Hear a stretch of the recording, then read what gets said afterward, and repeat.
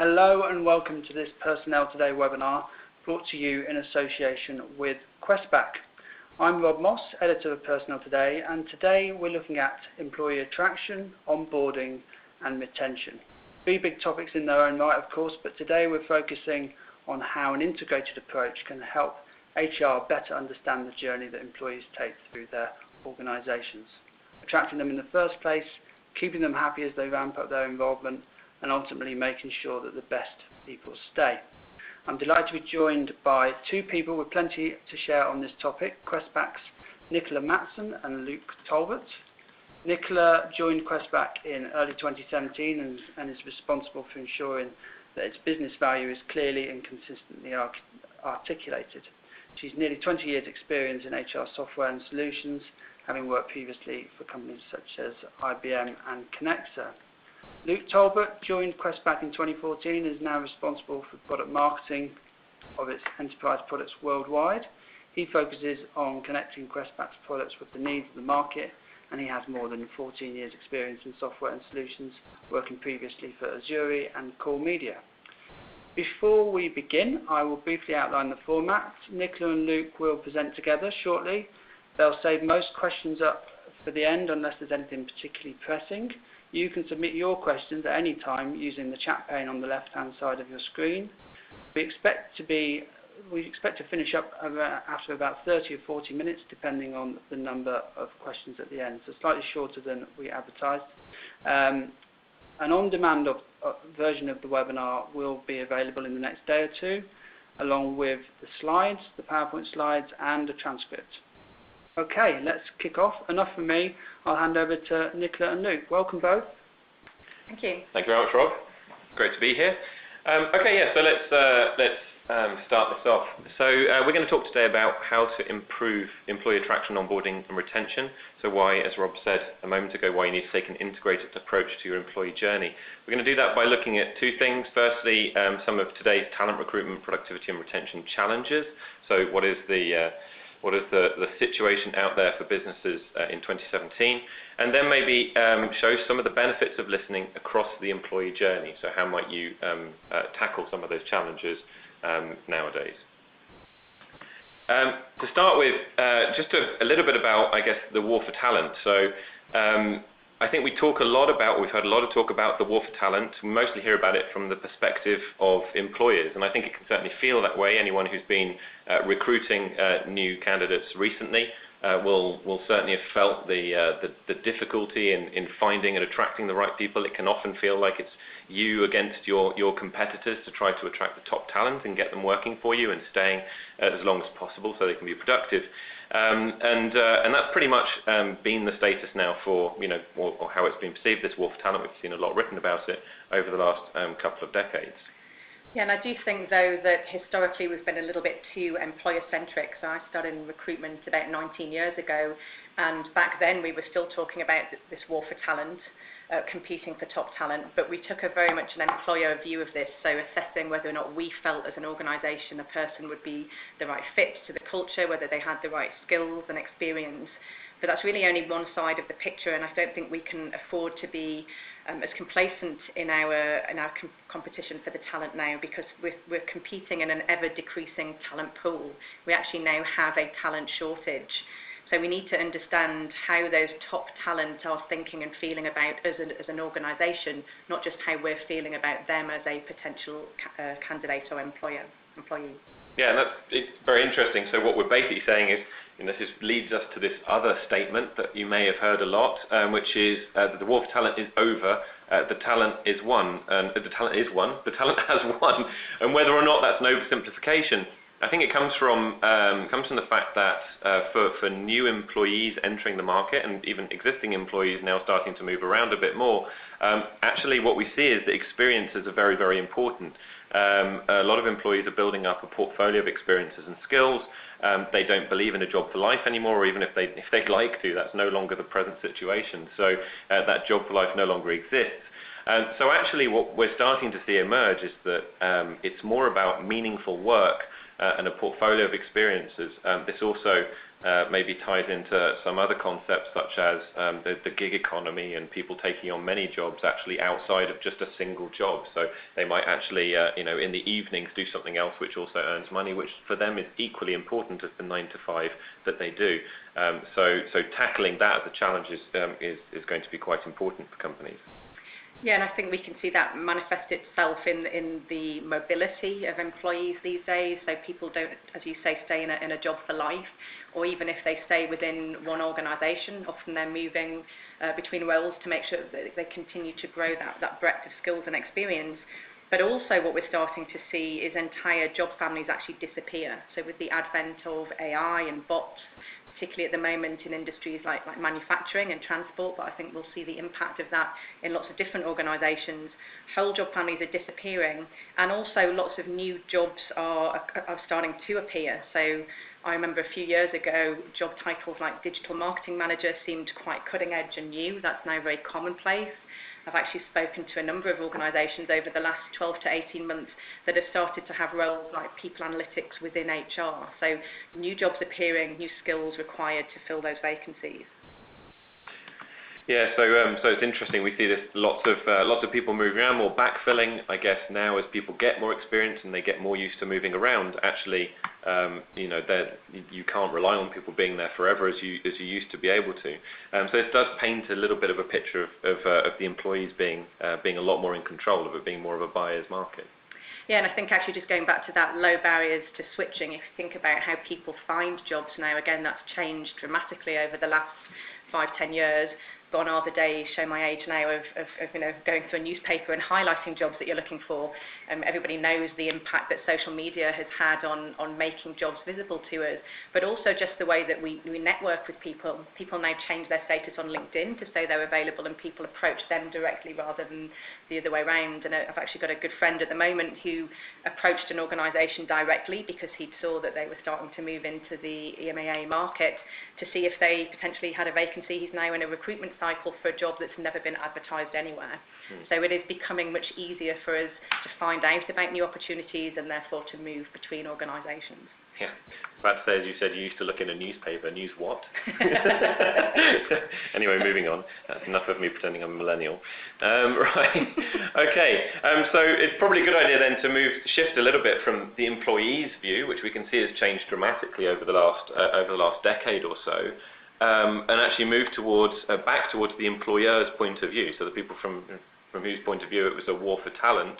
And what you can see here is a very typical sort of just a journey. This is sort of our first year of employment, right?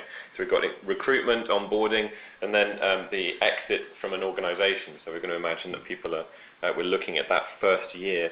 And one of the things that we know is that good candidates drop out in the recruitment process, and a little bit about what the impact of that might be. So you have good candidates, good people leaving, and what we know is that actually people who have a bad experience during the recruitment phase actually are likely to tell their network about that. I think it's something like 81% of people who have a bad experience are going to tell their network. And in an age of things like Glassdoor and LinkedIn, etc., that's actually quite a negative impact on potentially your brand and the ability to attract people again in the future. And what we also know is about between 18 and 42% of candidates will stop buying if they have a bad experience. And it's not just about retail. I think, Nicola, you're about to talk about a good example which has actually been in the media recently. But let's imagine you don't work in retail and you sell massive generators to construction industry. You never know who your candidates are connected to. So yes, they might not be in the market to buy a huge generator. So them leaving the candidate experience after a negative experience might not be too bad. But actually, they are connected to other people, and their network can get a negative impression of your company, and that might actually impact your sales channels as well. Absolutely, and you talked a little bit about the retail sector, which I think is an easy one to understand the impact of this communication between candidates who have a bad experience and their network. I was reading only this morning actually about Costa Coffee, who had set up a new store in Nottingham. They had 8 vacancies for that new shop. They had 1,700 applicants. Now, they may very well have dealt with all of those applicants in a perfect way, but if they're like most organisations, we've seen statistics that say around 1/3 of candidates say that they've had a bad recruitment experience. That's over 500 people. And if you think particularly in retail where people apply from, it's people who live in the near vicinity of that particular shop. So that's potentially 500 people that are going to Starbucks or Nero or somewhere else for their coffee. But as you were saying, you know, the B2C might seem the obvious one, but even B2B, we're so interconnected these days. There's such a ripple effect of all of our interactions with people. We have no idea who that might, you know, have a knock-on impact with. So not only in terms of, you know, lost products and services sold, but as you say, you know, somebody giving bad feedback about an employer means that somebody else may choose not to apply to your organisation. And when that talent pool is getting so small, you can't afford to alienate even one person within that talent pool.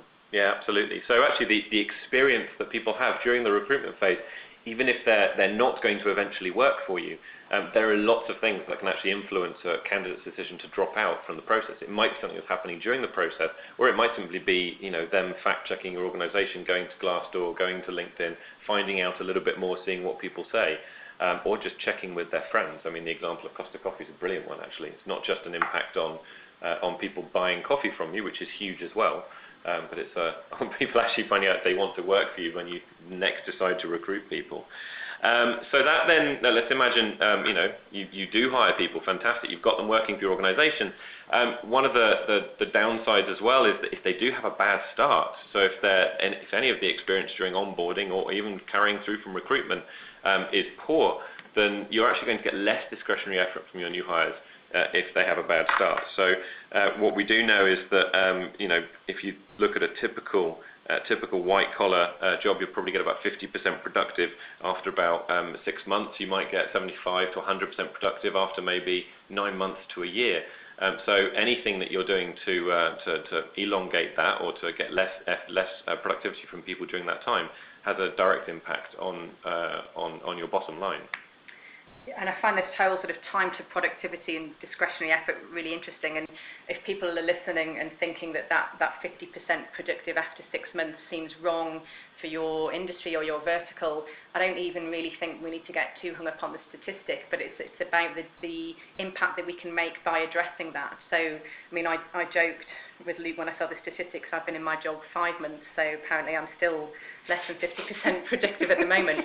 But if you can think about the cost to a business while you ramp somebody up, and if you can shave off even just a couple of days, so let's say you make 500 hires a year, maybe you have them fully productive at 3 months and 50% at 6 weeks. If you can get them fully productive, let's say 1 week earlier, there's a very tangible cost implication to the organisation. And I think that discretionary effort's key, because lots of businesses will have an amazing recruitment experience, but quite often, not always, but quite often, that then hands over into an onboarding experience that maybe isn't quite as hand-holding and as intimate a process. Yeah, absolutely. And I think actually it is this onboarding phase, it's once you're actually in the company, that things can often start to unravel in many companies. And so you can have a great recruitment experience, for instance. Maybe we're selling the company and selling the company's values and brand and what we do and everything perfectly well. And so we're getting all of this, these top people joining.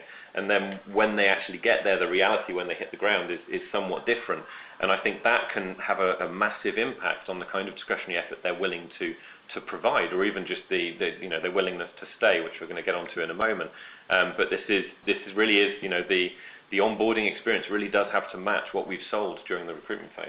And it is amazing. I mean, my background's in talent acquisition, so I've spent many years working with organisations on their recruitment and onboarding processes. And there's often quite a disparity around the amount of money and investment that organisations spend to attract top talent into the organisation versus what they do with that person once they've accepted the job. And I think particularly if you think about notice periods. So we often talked about people falling off a cliff. So you have this intimate contact with a recruiter, they respond to you, they're calling you daily, you sign on the dotted line, you've got a 3 month notice period, and unfortunately what sometimes happens is then there's no contact for that 1 to 3 months, and you've gone from having a highly engaged, enthusiastic individual who will give you that discretionary effort to maybe having someone coming in on day one and feeling quite disgruntled and less enamoured with their new employer. Yeah, absolutely. I think we've all seen it, and we've all had conversations with people over our careers where they're sort of wandering around in the first couple of weeks, wondering what happened to the company they thought they were joining. Anyway, so unfortunately, what then happens? So as people start to lack a little bit more battery power as they go through onboarding, is the next thing is that these experiences do unfortunately make people leave. And what we do know is that 1 in 4 new hires leave within a year, and the cost to replace an employee is about a year's salary.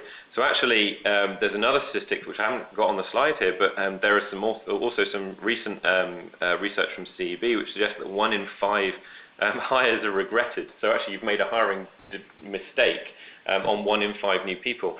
And I don't have the stats here to back this up, but I'd love to see some research that compares the 1 in 4 leaving within a year to the 1 in 5 hiring decisions you made, which was a mistake.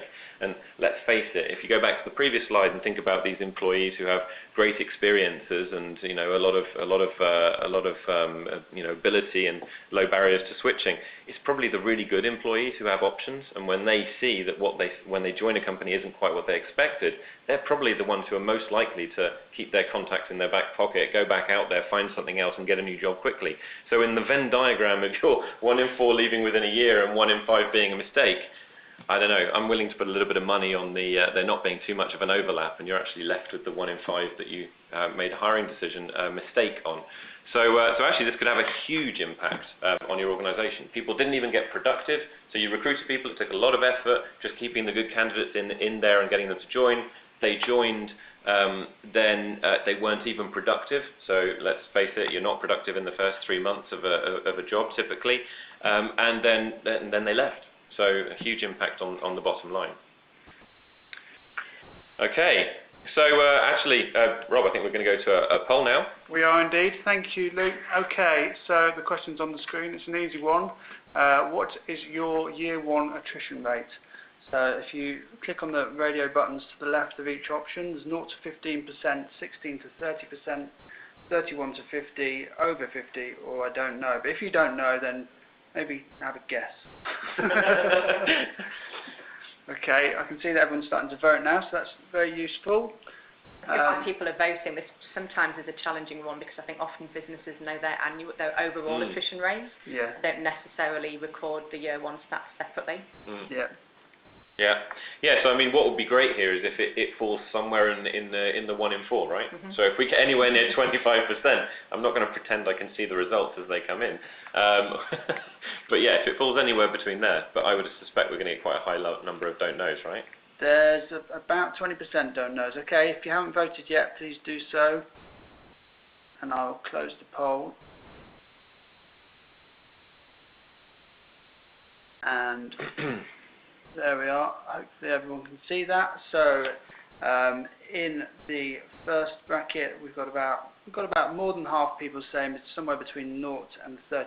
So it does tally up, and we've got about 30% saying they don't know. Is that what you expected?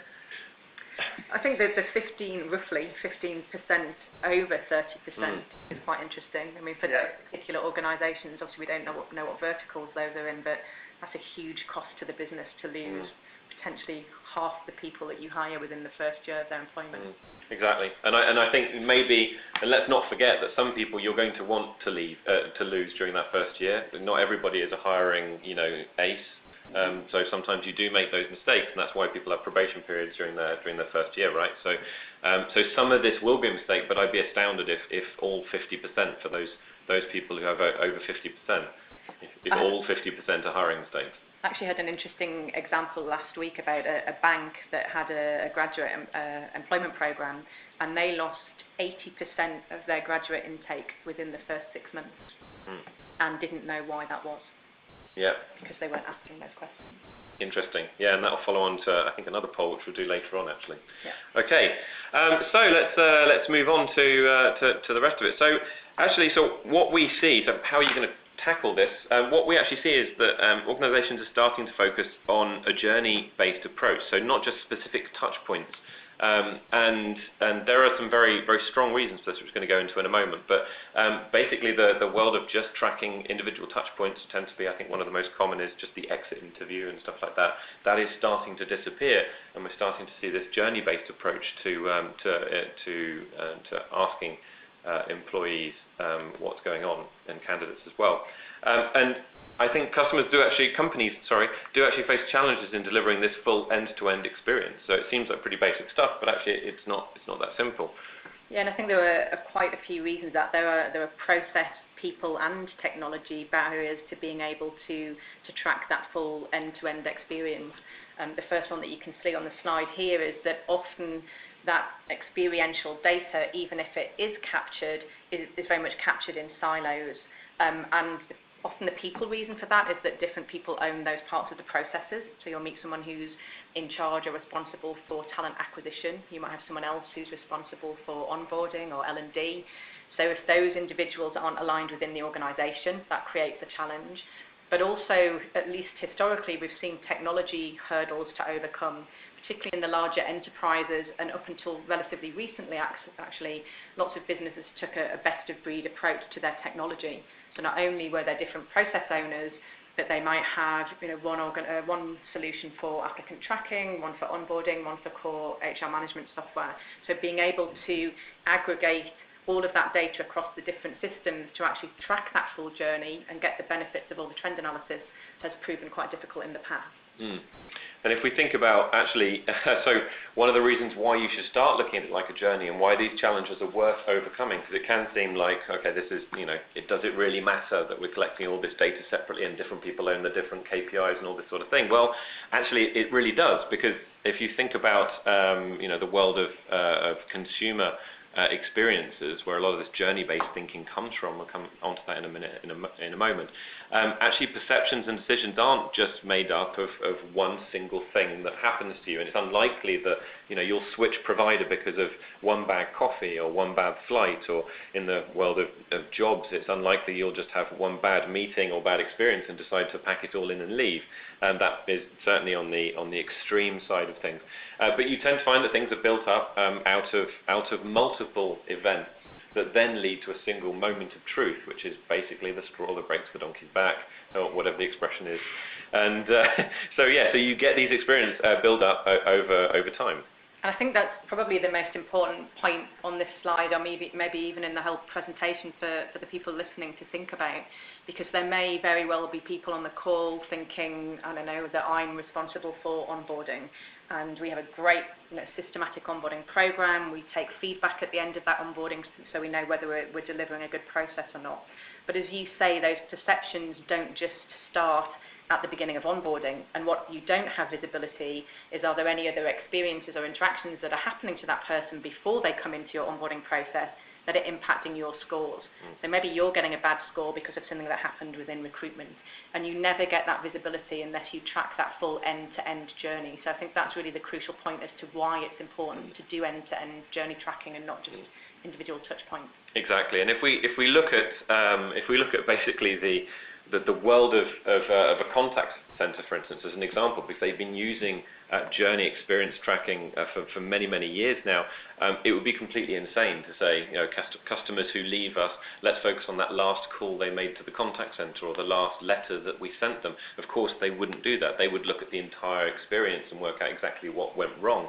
And so this research is from McKinsey. They found that actually journeys are 30% more strongly correlated to business outcomes than just measuring specific touch points. So actually having a view of the entire end-to-end experience from a customer, or in this case an employee's point of view, is very important, which leads us to this final point, I guess, which is you do need to start treating your employees much more like your consumers. And that might sound like something that's very, very obvious. A lot of people often say that, oh yeah, you need to start treating your employees like your customers, but this is a very real, very tangible example of why you need to actually start doing that. Well, it's interesting that you say that it's quite obvious, because actually I've maybe had a slightly differing experience. I think this one's quite an emotive topic, and having spoken to colleagues and to different organisations, there are inherent challenges to transposing wholesale how we measure consumer experiences into how we measure employees, because there are some fundamental differences. There's a contractual relationship between an employee and an employer, and there's a certain level of dependence or reliance. No matter how skilled up I am and how marketable my skills are, I'm reliant on that employer to pay me and to pay my mortgage. However, the reality is that there are enough parallels that we can learn a lot from what's already happening in the consumer place around end-to-end journey tracking and actually bring that into the employee experience. Exactly, and I think you'd have to be, it's a really good point, that the relationship is kind of the other way around from a consumer and an employee point of view. So you'd have a particularly emotive employee to just pack it all in after one meeting. However, let's go back to the very first slide, right? The experience for many employees is starting to change. Progress of meaningful work is becoming one of the top line things, rather than, oh yeah, you give me enough money every month to pay my mortgage. And because the market's changing, people are becoming much more mobile, actually the chances are that you might lose some of your key employees because of some bad experiences along this journey, and you won't even see it coming. Right, well that sounds a bit depressing, so let's move on to the next part. So what we're going to show here is basically how to fix it. So the first thing is that you need to provide best practice across the entire journey. Which are the critical phases that you can actually impact in the first year, because that's where we see the biggest problem. It's not so much people leaving after 5 years or people leaving after 7 years. The reasons for that can be a lot more complex and in depth. Let's look at this first year attrition that we can really think about tackling. Yeah, and people might be looking at this and thinking, if we really are talking about the full end-to-end journey, then there are other things that happen to me as an employee or other processes that I go through. There's mergers and acquisitions, there's promotions, new managers. All of these will have an impact on how I perceive and feel about my employer. But for want of a better expression, if you want the biggest bang for your buck, what we're showing here are these are the more critical points within particularly that year one journey where we can really make a difference around that individual's perceptions and feelings about us, so that they are more likely to stay, they're more likely to be productive in their job. Exactly. And the first thing that you need to do once you've identified what the key stages are in that first year, and I think this is very high level what they might be. We've extracted some of the top line ones. We'll go a bit more in detail in a moment. Is actually starting to measure something consistently across all of these phases. So very often what you'll find is that people might, in fact, the most common that I've seen in terms of asking employees or former employees or candidates what they think is the exit interview seems to be pretty prevalent. Most people provide exit interviews. But in what way can you relate the exit interviews to what you asked during interview or during the entry into the organisation or during onboarding? Actually, very unlikely from my experience that you will already be measuring that, and we'll come on to that in a moment. So providing a consistent and meaningful way of measuring across this entire journey is the first step to actually getting closer to actually managing that experience. And I think that meaningful piece is quite important. So the consistently, we've talked about the silos, and as you say, Luke, the reason that often doesn't happen today within organisations. But we also need to think very carefully about what feedback it is that we're capturing consistently across that employee journey. Because if we really want to get any value from that insight or that feedback from our candidates or our employees, we need to make sure that we're measuring something that allows us to predict specific business outcomes that are important to us. So the nature of those questions, as well as consistently asking them across that journey, which provides us the ability to do trend analysis, both over time as an organisation. So I was speaking to a customer only yesterday about this journey tracking, and they are launching a new EVP. And what that will allow them to do is to look at the perception changes that candidates have about that organisation once they launch that new EVP. But it also allows us to trend across individual journeys for those individual candidates or employees. Yeah, absolutely. So what this allows us to do is provide trend analysis across the journey, but it is still important to have those process-specific questions. So it's not because we're trying to measure the same things that it would be pointless to ask questions about why you're leaving the company when you've just joined the company. So there are process-specific questions that you need to put in there so that you can find out more about the individual activities during those phases. And that will help you to implement targeted organizational improvements to those specific touch points. So on top of being able to measure the entire experience. Okay. But the most important thing of all of this is that it's consistently measured. So in order to do this, you need to make it process-based. So this is where you start to take feedback and actually embed it into your organization. So this isn't something that happens reactively. I've seen a lot of exit interviews happen in organizations where it's just a bit of a meeting between one guy and another guy, and they kind of have a chat about why you're leaving. It's very informal, very unstructured. Yes, there might be some kind of survey or poll in the background, but really nothing's really happening with it. If a lot of people are moving through your organization, this must be systematically done. So you need to be collecting this data consistently all the time, and that will trickle the information into the process so that you can start to measure this over time. So actually, it's making it process-based and embedding it into your business systems is one of the critical steps to making sure that you can actually measure it properly and then manage it and then hope to improve it. Okay. So I guess everything we've spoken about there is talking about the journey as a whole. What we're going to do now is just move and sort of do a bit of a deep dive on one simple step of that, which is the recruitment and entry. So we looked at the overall journey, and here we're looking at the sort of a zoomed-in version of that, just so you can see actually how much detail there is. There are lots of opportunities here, lots of individual touch points that we could start measuring where you could get feedback from people. And the reality, again, as recruitment being my background, I would have loved to have been able to do a recruitment process map on one slide. I think the closest I came was probably about 15 slides. There are so many additional interactions that we don't even have mapped here, and the nature of recruitment and how we interact with candidates is also changing. So there's lots of video interviewing, assessment centres, gamification. So lots of different points at which we can impact how that person thinks or feels about us as a potential future employer. Exactly, and I think so. One of the takeaways here from this particular slide is it's great to start measuring stuff across the entire journey, but if you do start zooming into the overall journey, you will find dozens and dozens and dozens of different touch points that you could potentially measure, and so it's very important to pick out the ones that really matter. Otherwise, I mean, I think it would be insane to measure every single one. You would definitely lead to some kind of survey fatigue.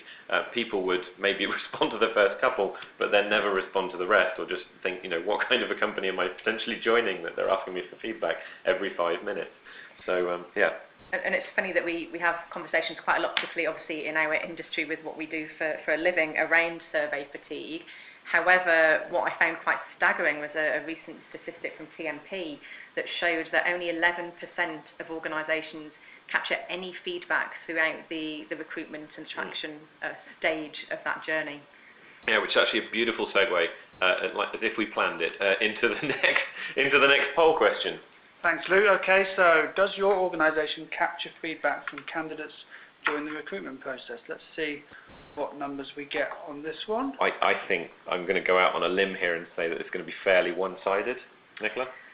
As I say, I found this painful when I read this statistic because every single company that I deployed a recruitment system with, we captured feedback, but maybe that isn't the norm, so we'll see. Well, it's very interesting actually when you work in the world of feedback, as we do, that you kind of do become quite blinkered into thinking, it's completely normal to collect feedback at this stage. And the reasons why, as we've just gone through, I mean, if you're not measuring it, how can you possibly manage it?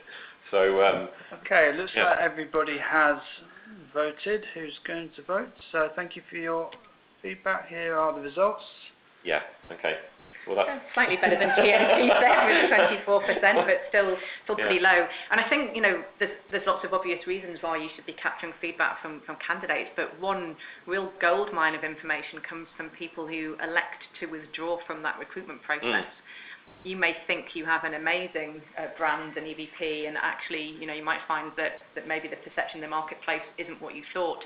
Or you could have blockers within your organisation, terrible hiring managers who don't know how to interview, or who are concerned that someone will, in 12 months' time, take their job, therefore they don't want that individual to come into the organisation. Yeah, exactly. And going back to the whole, if you're not measuring something, you can't possibly hope to manage it. I was asked recently if I thought we were getting better in our agenda for recycling. And then I was thinking, well, I'm not exactly aware of what numbers or measuring we're doing for recycling. So I have no idea if we're getting better. So how can you possibly improve something if you're not asking? So yeah, that's interesting. So I guess that takes us on to what the possible benefits of actually starting to measure this systematically could be. So I guess everything we've spoken about what we need to start doing is actually turning a poor experience into a great experience, as you can see this little emoji-based slide will tell you. And this is all based on having two different types of intervention. And you can have interventions which, fix it fast, an individual where you identify something's wrong. Maybe a candidate is going through a particular journey at the moment. Maybe they're going through onboarding. You've just hired them, and you identify that you can maybe intervene to redress the balance. A good example might be somebody joins the company, and what they were sold as an image of the organisation turned out to not be what they found when they hit the ground. And so that would be a good example of somewhere where you might do an individual intervention. But actually, let's not lose sight of the organisational interventions. That's the higher level things that we're collecting, process-based questions for, so that you can identify opportunities to fix it for good. So how can we make sure that the recruitment process is a great experience for the people going through it, so people don't feel like it's negative, 81% of them go away, say something negative on Glassdoor, and that massively impacts your ability to get more critical talent through the door next time. Because the first thing they do when they see the job listing is they go straight to Glassdoor, they see that they don't, there's a lot of negative experiences, and they don't even apply for the job. You don't even see the good talent coming to you next time. So what we can actually see is that 50% of employees who have a good candidate experience, 50% of candidates who have a good candidate experience do tell their network about it. So you're never going to be able to completely turn around the 81% telling them about a bad experience, 50% telling them about a good experience. That's just human nature. But it's just a case that you will get more people telling about a good experience as well. Okay. Right, so indicators of low productivity. So we looked at that earlier. It was about 50% productive after maybe 6 months. It might be different in your organisation. That's not really the point. The point isn't how long it is. The point is what impact can you make on that 50%, right? On that 3 months or 6 months. And the point here is getting more discretionary candidates, more discretionary effort from candidates who have a good experience. And just think about when we can start to impact that. So talked about that sort of dropping off a cliff when people have a long notice period, but people's willingness to give discretionary effort is never as high as when they've initially accepted a job and want to make a good impression with that future employer. So there can be a win-win here. If you've got even a 1 month notice period, stay in contact with that individual, maybe send them materials that they can be reading. They feel engaged, they feel that you still care about them, but they're also getting ramped up much quicker and shaving time off that time to productivity. So it's a win-win for both employer and employee. 100%, yeah. And finally, the last one, which is the one we really want to make a massive impact on, is these indicators of risk of churn. So actually, what we know is that people who have a good experience throughout the candidate journey and then the onboarding journey, this does have to flow through from the beginning to the end, have a 38% increase in new hires' intent to stay. So obviously that's simply impacting on asking employees who've just started whether or not they intend to stay. And I think that is a very important thing to try to improve on. You can never stop everyone from leaving, nor would you want to, but you need to try to improve people's willingness to remain. Yes, I think maybe just as a quick recap, I think everybody looking at this slide would love to achieve all of these things, to have people sharing great experiences about us as an employer, giving us more discretionary effort and intending to stay. And it goes back to that idea of tracking the full journey, having consistent questions that we ask at key touch points that allow us to predict the behaviours that are important to us. And we've talked a lot about intent to stay, but there's things like willingness to recommend to friends, job satisfaction, job performance, time to productivity. All of these we can impact if we understand how that individual's thinking and feeling about that role, because we're not always perceptive enough to actually know that about our employees. So let's just ask them and find out. Exactly. Okay. Okay, thank you both. Very interesting. We do have a few questions coming in. We've got 4 lined up. But if anyone in the audience does want to ask Luke and Nicola a question, then do so now. Talked a bit about consistently measuring things, and Margaret has a question on predicting key business outcomes. What are the things that HR should be measuring? So we've taken quite a specific approach to this, and that's not to say it's the only approach that would work, but we actually looked back at academia. If you think about a lot of HR processes and where trends and practices have originated, it's been in the academic world. Think about things like psychometric testing, employment branding, and so on. So we actually went back to academia to see, were there things that would predict someone's intent to stay, job satisfaction, and so on. And we've got what we call our Questback touchpoint model. And the key thing that we look at there is something called perceived fit. So understanding how somebody perceives they fit with the organisation that they work for or may be about to work for, and the individuals that they come into regular contact with, so their supervisor, their team, and also how well they perceive they fit to the role. And there's a lot of research that shows that those perceptions will predict various things like intent to stay, willingness to recommend, and so on. So those are the key questions. Alongside, we also ask some net promoter scores.